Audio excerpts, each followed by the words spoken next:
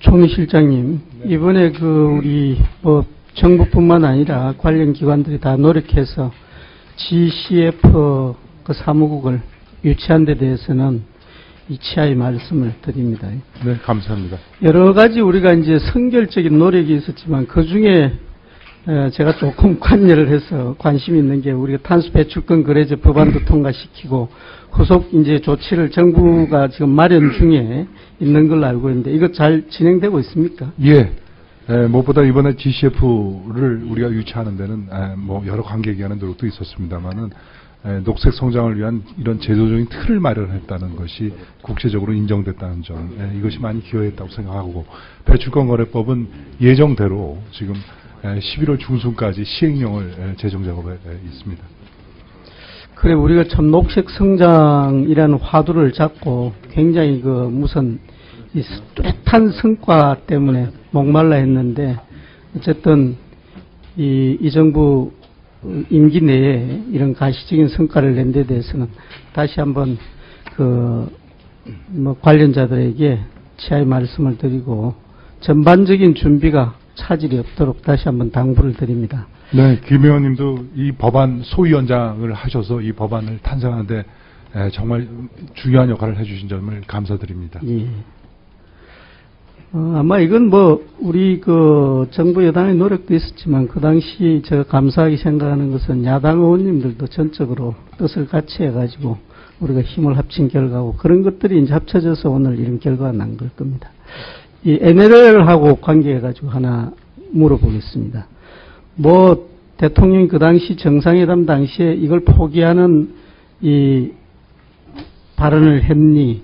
또 이거와 관련되는 회의록을 폐기를 했느니 등등의 여러 가지 지금 논란이 있는데 정치권은 이 문제를 둘러싸고 나름대로 위원회를 구성해 가지고 또 조사에 착수하기도 하고 또 그와 반대쪽 입장에 있는 쪽에서는 아니다라고 이제 강력히 부인도 하고 이러는데 정부 차원에서 어쨌든 이런 사실관계의 기본적인 확인 작업은 해야 되는 거 아니냐 하는 생각이 드는데 아무런 지금 조치는 못하고 있는 것 같아요.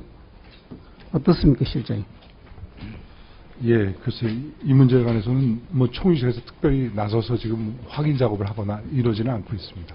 근데 이게 이제 정치권에서 서로 다른 입장에서 자기들 목소리만 내버리니까 국민들 입장에서는 아이고 저 사람들 맨날 그냥 목소리 높여가지고 싸움만 하고 하는 이런 이제 좀 짜증스러운 반응이 있는 거예요. 그러니까 특히 이제 기록물이 일각에서 이야기하기로는 국정원에는 그게 있는 것 같은데 대통령 기록물 보관소에는 그게 없다. 이런 이제 의혹까지 나오는 거거든. 근데 이거는 무슨 진실 게임이 아니잖아요. 그게 있느냐 없느냐. 이거는 좀 확인이 될 수 있는 거 아닌가 하는 생각이 드는데 이게 법적으로 그 확인마저도 행정부가 해줄 수 없는 건가요? 어떻게 되는 거예요? 우리 실장님 답변하기 어려우면 뒤에 좀 누구한테 좀 나와서 이야기를 좀 해보라 했어요. 대통령 지정 기록물 제도는 의원님 잘 아시겠습니다만은 이 엄격한 보호 장치가 있습니다. 그래서 15년 내에는 열람하거나 사본 제작하거나 자료 제출을 하지 않을 수 있도록 관련 법에 규정이 되어 있습니다. 존재의 확인 자체도 못 해주게 돼 있는 건가요? 극히 예외적인 경우에 법에 보면은 예외 사유를 갖다 몇 가지 정리를 하고 있는데요. 송강호 위원장님 가셨나요? 잘 계시나? 목록까지도 보여줄 수 없다라는 그런 이야기를 내가 들었는데 그건 아닌 것 같던데. 하여튼 좀 한번 법리 검토를 당부를 드립니다. 여기서 적답을 하긴 어려우시다면 이 정도 하고 넘어가겠습니다. 공정거래위원장님한테 하나 물어볼까요? 대기업 딸들의 빵집 운영 이런 사회적인 비난 여론이 한때 있었잖아요. 네. 그래가지고 이제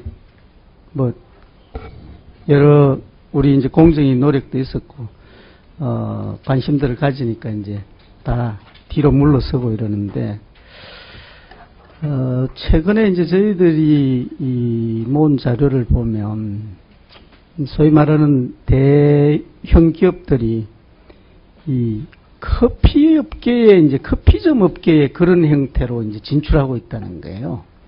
특히 이제 문제가 좀 되는 게 엔젤 인 어스든가 뭐 네, 엔젤 이너스라고 네, 있습니다. 그리고 몇몇 이 큰 기업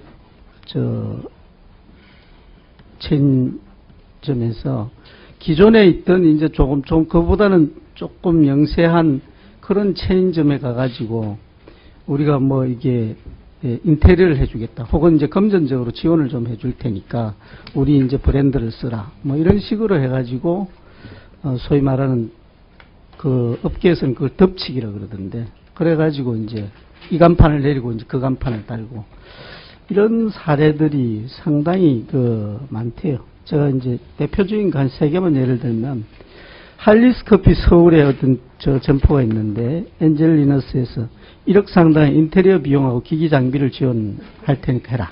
이래가지고 이제 재오픈을 했다는.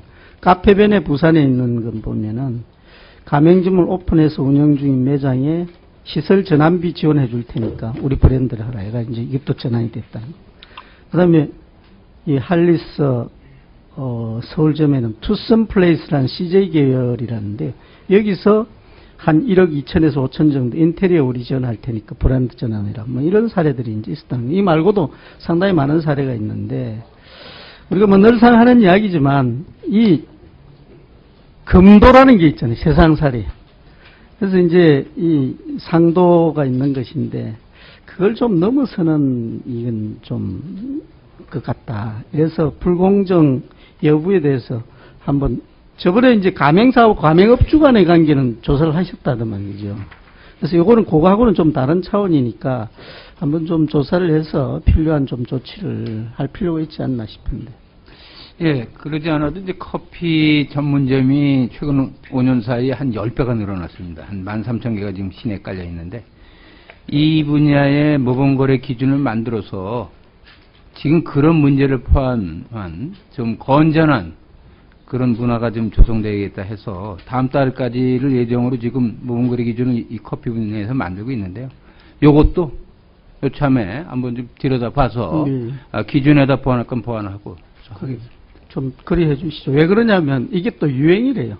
우스갯소리로 1,000원짜리 삼각 김밥을 사 먹어도 4,000원, 5,000원짜리 커피를 먹는다라는 그런 이제 이야기들이 막 퍼져 있잖아요. 그 정도로 이게 이제 커피가 뭔가 옛날하고는 다른 트렌드로 그 돈이 될 만한 사업이 되니까 이제 이런 일이 생기는 것 같아요. 네, 지금 급격히 늘어나고 있습니다. 커피 전문. 이거는 총리 실장님한테 물어봐야 될 것 같은데요. 우리 경제인문사회연구회 소속 기관 연구원들이 2,075명 중에서 수도권 출신 대학 학사, 석사, 박사 출신이 이 1,129명, 54%, 해외 출신이 814명, 39%, 두 개 합치면 93.6%를 차지하고 비수도권 출신 대학은 132명, 6.3%. 뭐 이렇게 이제 통계가 나온다는 겁니다. 그래서 이 통계대로 할 것 같으면 좀 심하다는 생각이 드는데 좀 더 구체적으로 들어가서 저희들 자료를 보니까 이래요. 건국도시공간연구소 연구원 24명, 육아정책연구소 21명, 한국행정연구소 40명. 이는 단 한 명의 비수도권 학위 출신을 채용하지 않는 것으로 조사 결과 나온다. 그 외에 한국교통연구원 93명, 통일연구원 37명, 국제정책대학원 37명, 한국보건사회연구원 76명, 여성정책연구원 68명, 형사정책연구원 44명의 경우는 전체 연구원 중 딱 한 명씩만 비수도권 출신을 채용하고 있대. 거기에 비해서 해양수산개발원은 연구원 92명 중에서 14명, 15.2%, 그 다음에 과학기술정책연구원은 14.5%, 농촌경제연구원 13.7%로 비수도권 연구원 이 채용 비율이 그래도 상대적으로 높다는 거죠. 통계자료 저희들이 가지고 있는데 실장님 이 정도라면 어디 가서도 이건 참 설명하기 좀 어렵지 않겠습니까? 네, 그렇습니다. 역량을 갖춘 인재가 비수도권이라는 이유만으로 채용에서 차별된다는 건 있을 수 없는 일이겠죠. 그리고 그러한 편중 현상도 바람직하지 않다고 생각합니다. 다만 이제 다행인 것은 정부 출연 연구기관들이 2014년까지 전부 이제 지방으로 이전하지 않겠습니까? 이런 일을 계기로 해서 이런 현상도 많이 완화되리라고 기대하고 있고요. 그렇게 되도록 계속해서 이 채용 상황을 저희가 면밀히 보겠습니다. 예. 네, 그렇게 하겠습니다. 예, 수고하셨습니다.